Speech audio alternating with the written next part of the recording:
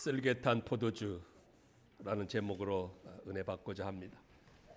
오늘부터 고난주간이 시작이 되었습니다. 예수님의 이 땅에서의 생애 마지막 한 주간입니다. 참으로 못난 나를 살리시기 위해서 십자가에서 살을 찢기시고 고귀한 보혈을 흘려주신 예수님을 생각하게 됩니다. 예수님은 나를 위해서 이렇게 살을 찢겨주시고 피를 흘려주셨는데도 왜 우리 마음속에는 그다지도 감동이나 감격이 없을까요? 왜 시큰둥하고 별반 느낌이 없을까요? 왜 우리 눈에는 눈물도 없고 눈시울이 뜨겁지 않을까요?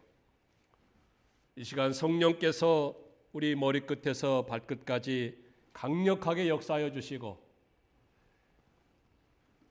폭포수와 같은 은혜를 부어주셔서 성령의 충만함으로 돌같이 차가운 마음과 길가 밭같이 딱딱하고 단단하게 굳어져 있는 마음들이 십자가의 은혜에 푹 젖게 되기를 간절히 소망합니다. 그래서 성령의 충만함으로 우리 눈이 열려서 십자가에서 살이 찢기고 보혈을 흘려주신 예수님이 보여지게 하시고 성령의 충만함으로 우리의 귀가 열려서 나를 향하여서 십자가에서 말씀하시는 주의 음성이 들려지게 하시며 성령의 충만함으로 병들고 주저앉은 우리 심령이 깨끗이 치유되며 말끔히 회복되어서 새롭게 변화되게 하시고 성령의 충만함으로 우리 마음의 뜨거운 열정이 다시금 불릴 듯 일어나게 되어서 남은 생애만큼은 나를 사랑하사 나를 위하여서 십자가에서 죽어주신 예수님과 주님 나라를 위해서 온전히 그리고 전적으로 헌신하는 가장 아름답고 가치 있는 축복의 삶이 되시기를 축원합니다.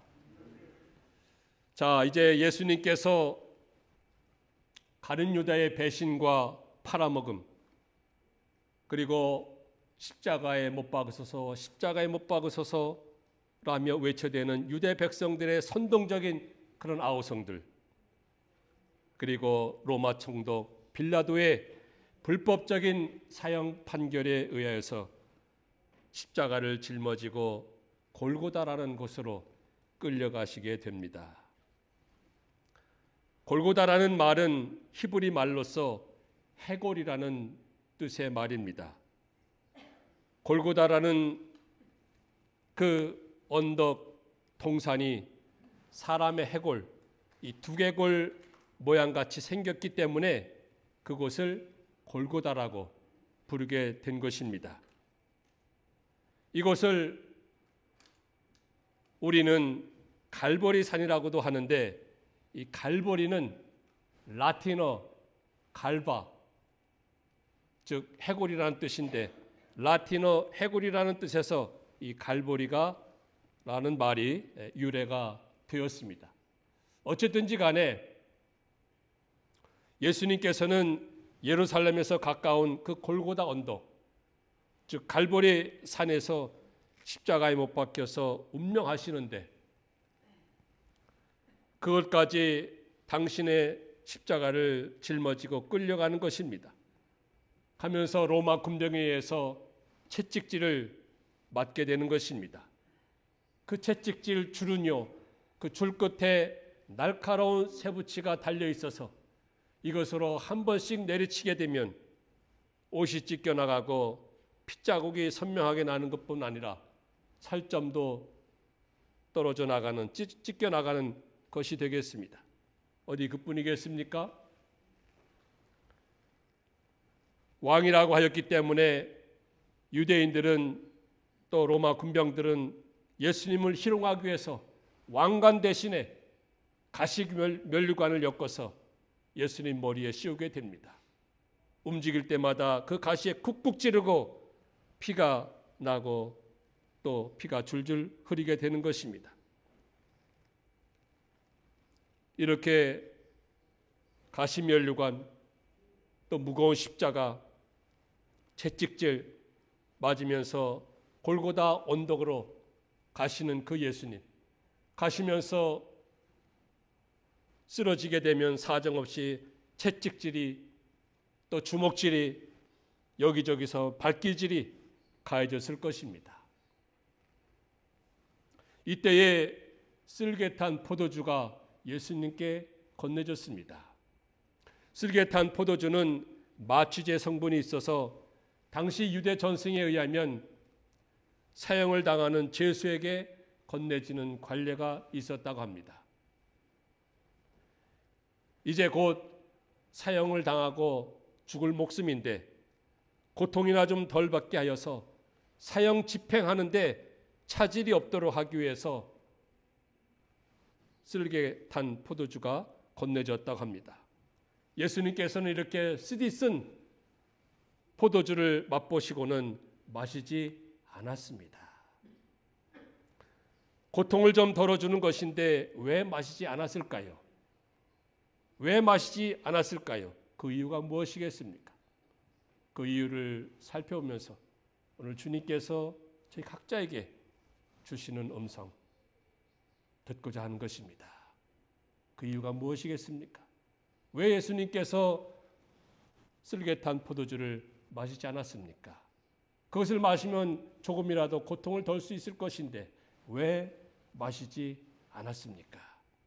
첫째 이유는 십자가에서 모든 아픔과 고통을 온전한 정신으로 감당하기 위해서였습니다. 예수님은 창세 이래로 모든 택한 백성, 모든 하나님의 백성의 허물과 죄값으로 십자가에서 형벌을 받는 그러한 죽음입니다. 이것이 하나님의 공의입니다.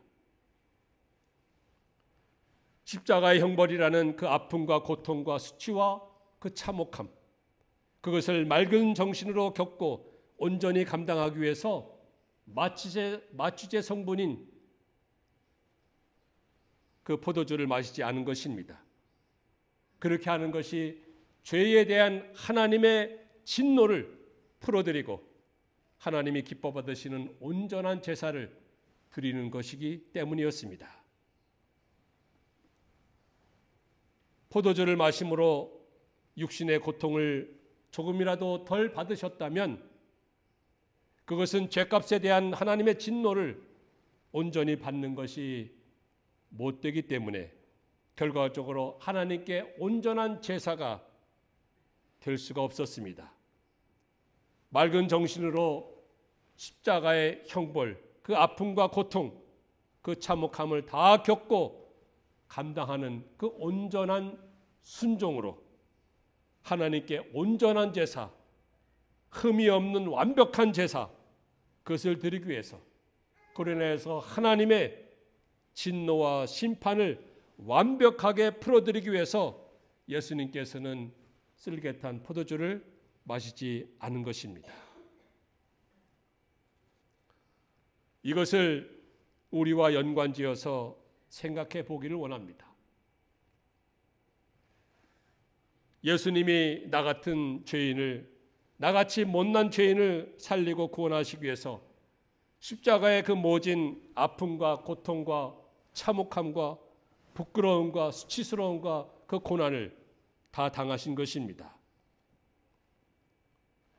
예수님께서 그 십자가를 짊어지시고 힘들게 그 골고다, 그 갈보리 산 언덕으로 올라가시지 않았습니까?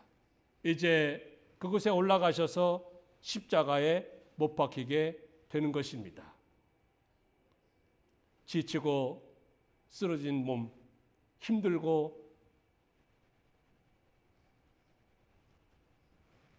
그 아픈 그 몸을 가지고 예수님께서 십자가에 뉘어졌을 것입니다. 그리고는 로마 군병이 사정없이 양손과 양발에 큰 대못을 쾅쾅 박았습니다. 얼마나 극심한 아픔과 고통이었겠습니까? 시간이 지남에 따라서 그 예수님의 체중에 의해서 점점 몸이 밑으로 내려갈 때마다, 처질 때마다 양손에 못이 박힌 그 상처가 찢어지고 그로 인해서 고통은 최고치에 달하였을 것입니다. 옆구리에는 창까지 찔려서 결국 피를 다 쏟으시고 숨을 거두시게 됩니다. 누구를 위해서였을까요? 누구를 위해서 이렇게 예수님께서 참혹한 형벌의 죽음을 맞이하였겠습니까? 그러면서도 그 모든 아픔과 고통과 수치와 참혹함을 맨정신으로, 온전한 정신으로, 맑은 정신으로 감당하였겠습니까? 바로 여러분과 저를 위해서, 나를 위해서, 나 같은 죄인을 위해서, 나같이 못난 죄인을 위해서 예수님께서 이와 같은 참혹한 죽음을 당하신 것입니다. 그런데도 십자가의 예수님, 그 모진 아픔과 고통과 수치스러움과 참혹함을 나를 위해서 당하신 그 예수님을 생각하여도 내 마음에는 감동도 없고 감격도 없고 그저 그런가 보다라는 생각뿐입니다. 나하고는 상관이 없고 관계가 없는 2000년 전에 유대 땅에서 일어난 일이라고 생각하고 있습니다.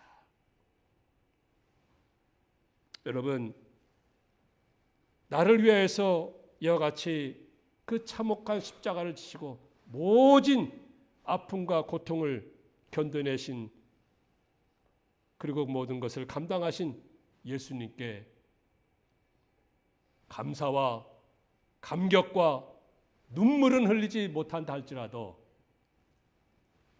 좀 미안하고 죄송하고 송구스러운 마음을 가져야 하는 것 아니겠습니까? 예수님의 십자가의 예수님을 생각할 때마다 어찌할꼬, 어찌하면 좋을꼬, 좀 안타깝고 애타는 마음부터 가져야 하는 것 아닙니까? 믿음은 거기에서부터 시작되는 것입니다. 믿음은 거기에서부터 시작되는 것입니다. 이러한 은혜, 이러한 깨달음 오늘도 저희 마음 가운데 충만하기를 간절히 소원합니다. 두 번째로 왜 예수님께서 그 포도주를 마시지 않았습니까? 그것은 십자가에서 하실 일들이 있었기 때문이었습니다. 온전한 정신으로 해야 할 일들이 있었기 때문에 쓸개탄 포도주를 마시지 않은 것입니다. 포도주를 마시고 정신이 몽롱하고 희미한 상태가 아니라 맑고 온전한 상태에서 하셔야 할 일들이 있었기 때문에 마취제 성분의 그 포도주를 마시지 않은 것입니다. 그럼 예수님께서 하셔야 할 일들이 무엇이었겠습니까? 예수님께서 하셔야 할 일들이 맑은 정신으로, 온전한 정신으로 하셔야 할 일들이 무엇이었겠습니까? 그것은 예수님께서 십자가상에서 7마디 하신 말씀, 소위 말씀드려서 가상칠언인데 그 가상칠언 7마디의 말씀을 우리가 되새겨보면은 바로 예수님께서 이 일을 위해서 온전한 정신으로 그 모진 아픔과 고통과 그 참혹함을 견디셨구나 라고 생각할 수 있는 것입니다. 예를 들어 볼까요? 예수님께서는 십자가에 못 박았던 당신을 십자가에 못 박았던 그 로마 군병들, 그리고 알지 못하고 깨닫지 못하여서 예수님을 조롱하고 십자가에 못 박으소서라고 외쳐댔던 그 유대인 무리들, 저들을 향하여서 무엇이라 말씀하십니까? 아버지요, 아버지요, 저들의 죄를 사하여 주시옵소서. 알지 못하고 깨닫지 못하여서 예수님을 십자가에 못 박는 그 무리들의 죄를 용서해 달라고 하신 것입니다. 다시 말씀드려서 깨닫지 못하고 알지 못한 그 무리들의 죄, 그것을 용서하시는 일이 예수님께서 십자가에서 하실 일입니다. 예수님께서는 오늘도 알지 못하고 깨닫지 못하여서 죄를 범하고 죄의 얽매인 우리 같은 사람들을 용서하시고 회개케 하여 하나님의 자녀가 되게 하는 일을 하고 계심을 믿으시기 바랍니다. 그리고 예수님께서 십자가에서 무슨 말씀하셨습니까? 예수님과 함께 양옆에 십자가에 못 박힌 두 강도가 있었습니다. 한 강도는 예수님을 비방하고 조롱하였지만 그 다른 한 강도는 예수님을 바로 깨닫고 바로 알고는 예수님께 은혜를 간구합니다. 그때 예수님께서 그에게 뭐라고 말씀하십니까? 오늘 내가 나와 함께 낙원에 있으리라. 즉 강도 같은 사람에게도 은혜를 베풀고 구원하시는 일이 예수님께서 하시는 일인 것입니다. 여러분, 예수님 옆에 십자가에 못 박힌 강도만이 강도입니까? 우리는 하나님 앞에서 강도가 아닙니까? 우리는 하나님 앞에서 도적이 아닙니까? 사도 바울은 자기는 죄인 중에 괴수라고 고백하지 않았습니까? 그리고 어느 찬송 시인은 258장에 보니까 샘물과 같은 보혈은 하면서 저 도적 같은 이 몸도 죄 씻음 받기 원하네. 저 도적 같은 이 몸도. 그렇게 고백하지 않았습니까? 강도 같은 사람일지라도 예수님께서는 그를 구원하시는 일이 십자가에서 예수님께서 하실 일인 것입니다. 그 보혈의 은혜로 말미암아서 도적 같은 여러분도, 도적 같은 나도 구원받았음을 믿으시기 바랍니다. 그리고 예수님께서 하실 일이 무엇이었습니까? 그것은 십자가 밑에까지 따라왔던 예수님의 어머니 계십니다. 그리고 예수님의 제자 요한이 있었습니다. 예수님의 어머니, 그 육신의 어머니 마리아를 그 사랑하는 제자 요한에게 이제 부탁하는 것입니다. 당신께서는 곧 죽으실 것인데 그러게 되면 그 어머니가 생각나는 것입니다. 그래서 제자 요한에게 그 어머니를 부탁하지 않았습니까? 그러면서 보라 내 어머니라, 보라 내 어머니라 라고 십자가상에서 말씀하셨습니다.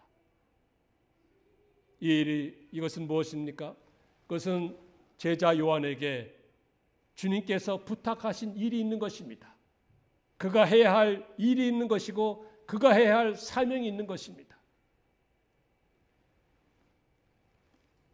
제자 요한에게만 사명을 주셨겠습니까? 베드로에게도 내 양을 먹이라 하고 사명을 주셨습니다. 해야 할 일을 맡겨주셨습니다. 그리고 사도 바울에게는 여러 임금들과 이방인들에게 복음을 전하는 그 사명과 해야 할 일을 부탁하셨습니다. 저들뿐만 아니고 주님께서는 우리 모두에게도 여기에 계신 우리 한 사람 한 사람에게도 해야 할 사명과 일들을 맡겨주시고 부탁하셨습니다. 가정에서나 교회에서나 사회에서나 우리 모두는 해야 할 일들이 있는 것입니다. 그 일을 깨닫게 하시고 그 일을 감당케 하기 위해서 은혜를 주시고 재능을 주시고 능력도 주시고 모든 축복을 허락해 주신 것이 아니겠습니까? 여러분, 예수님께서는 이와 같은 정말로 중요한 구원 사역을 온전한 정신으로 하셔야 했기 때문에 쓸개탄 포도주를 마시지 않았던 것입니다.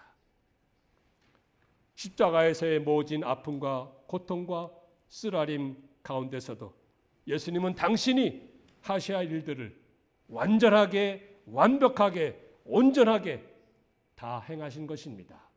그로 인해서 십자가상에서 또 뭐라고 말씀하십니까? 다 이루었다. 다 이루었다. It is finished. 다 이루었다고 말씀하신 것입니다. 마찬가지로 오늘 말씀을 듣는 우리 모두, 우리에게도 해야 할 일들이 있고 사명이 있고 또 우리가 져야 할 십자가가 있는 것입니다. 비록 그 십자가가 힘들고 어렵고 고생 같고 고난이 있을지라도 우리는 그것을 짊어지고 나에게 맡겨주신 부탁하신 그 모든 해야 할 일들과 사명을 완수해야 할 책임과 사명, 그것을 온전히 이루어 나가는 것이 참 믿음이라는 것을 깨닫게 됩니다. 여러분, 주후 4세기경에 사막의 성자라고 불리는 마카리우스라는 성자가 있었습니다. 마카리우스. 어느 날 그가 이제 꿈을 꾸었습니다. 꿈에 예수님께서 무거운 십자가를 지고 힘들게 걸어가시는 모습을 보게 되었습니다. 그는 예수님에게 다가가서 이런 말씀을 하게 됩니다. 주님, 그 십자가를 제게 주십시오. 제가 그 십자가를 지겠습니다. 그런데 예수님께서는 아무 말씀도 안 하시고 그저 묵묵히 무거운 십자가를 짊어지고 계속 가시는 것이었습니다. 마카리오스는 예수님께 다시 말씀드리면서 재촉을 하였습니다. 오 주님, 그 십자가를 제게 주십시오. 제가 지겠습니다. 그때 예수님께서는 그에게 이렇게 말씀하였습니다. 아들아, 내가 져야 할 십자가는 저기 있느니라. 가서 내 십자가부터 먼저 지고 내게로 오너라.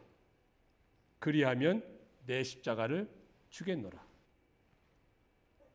그 말씀을 들은 마카리오스는 예수님의 말씀대로 그곳에 가보니까 정말로 자기가 져야 할 십자가가 있었던 것입니다.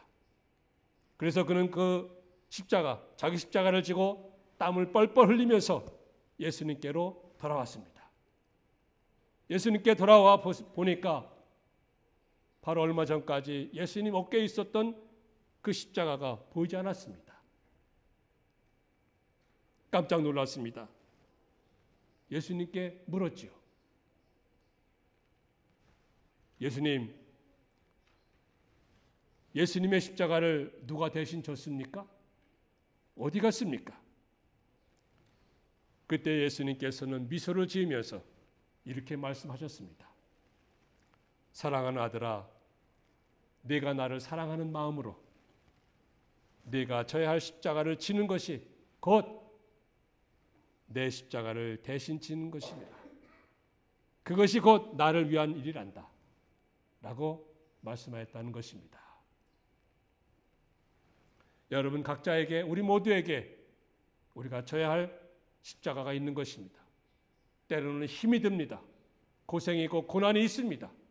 그러나 우리가 정말로 십자가의 은혜로 말미암아서 구원함을 받았다면, 하나님의 자녀가 되었다면, 그런 놀라운 축복을 받았다면 그것을 저버리지 아니하고 가정에서나 교회에서나 삶의 현장에서나 사회에서나 그것을 주님께서 주시는 힘과 능력으로 짊어지고 주님을 향하여서 묵묵히 나아가는 것이 곧 주님을 위한 길이요 주님의 은혜에 보답하는 삶이요 주님께 영광 돌리는 삶이 아니겠습니까? 예수님께서는 십자가의 고통과 아픔 가운데서도 당신이 하셔야 할 일들을 온전히 감당해내셨습니다. 마찬가지로 우리도 주님께서 맡기신 일, 부탁하신 일, 또 해야 할 일들 믿음으로 온전히 감당하여 우리 주님께 영광 올려드리는 우리 모두의 삶이 되어야 할 것입니다. 최후의 승리를 믿으면서 영광스러운 그날을 바라보면서 끝까지 충성하는 주님의 온전한 제자들이 다 되시기를 주의 이름으로 축원합니다.